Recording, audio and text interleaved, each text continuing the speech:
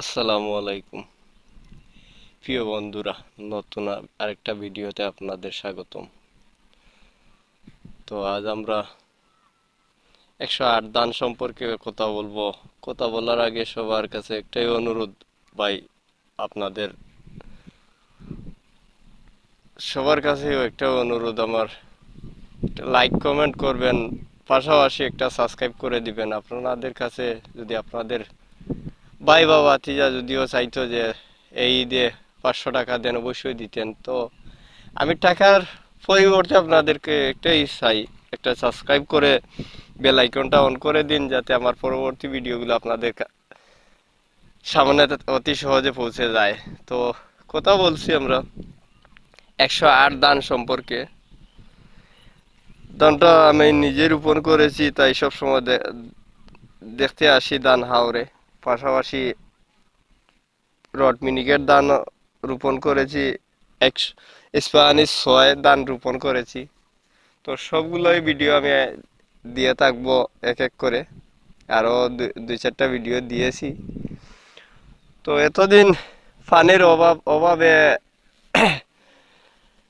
ক্ষেত ভালো হয়নি, ধানের ফসলটা ভালো হয়নি।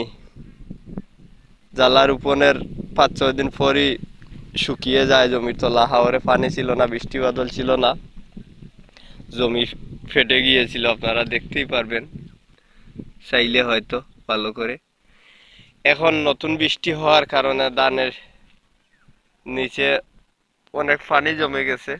পাশাপাশি আমার রড মিনিকেট ধান আপনাকে দুটোই আমি দেখিয়ে দিলাম। এই যে একই অবস্থা, জমিতে পানির অবস্থা, পানিতে তলিয়ে যাচ্ছে।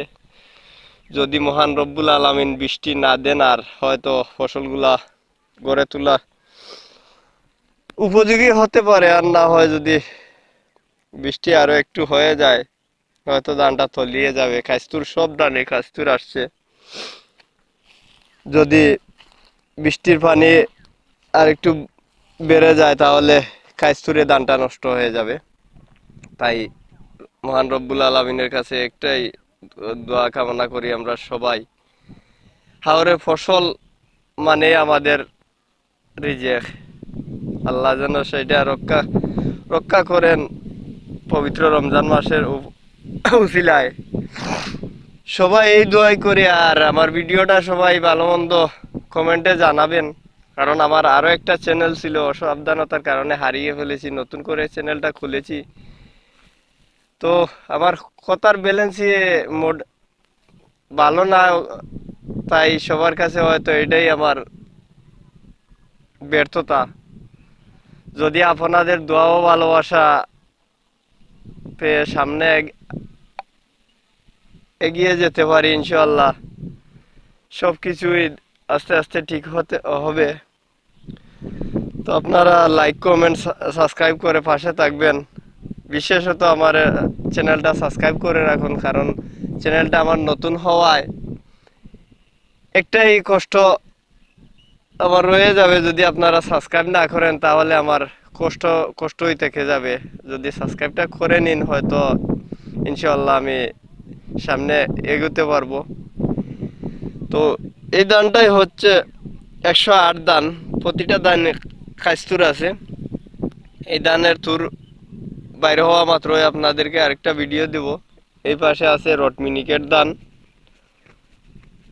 তো সেটারও এভাবেই আছে খাইস্তুর।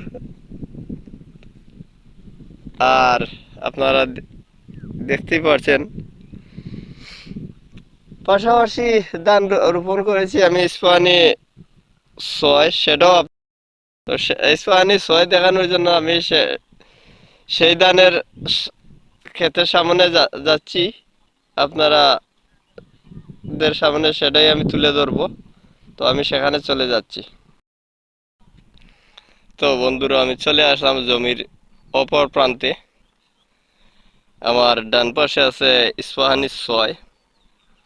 ধানটাও মোটামুটি অত্যন্ত ভালো ফসল হবে আশাবাদী, যদি বড় ধরনের বন্যার ক্ষতি থেকে বাঁচতে পারি। আপনাদেরকে দেখাচ্ছি আমি ইস্পাহানি 6।